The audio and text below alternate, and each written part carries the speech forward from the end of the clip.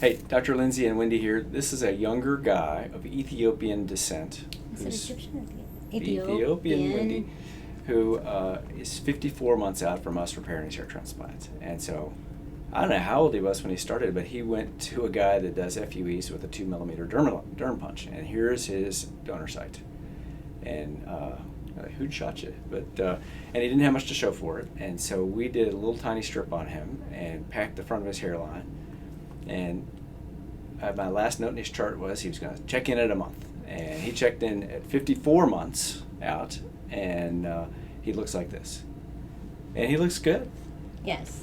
And he's got a little case of hair greed. He thinks he wants a little bit more, but I'm not sure where we're going to put it. There might be something someplace else in the back of his head. Well, he was looking at a little space here, a little space there, and a little space there. So we're probably talking about, I don't know, 100 grafts. Actually, 25 grafts with his hair.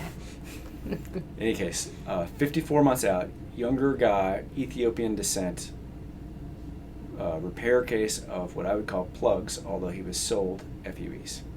Do your research. If we can help you, give us a call. Thanks.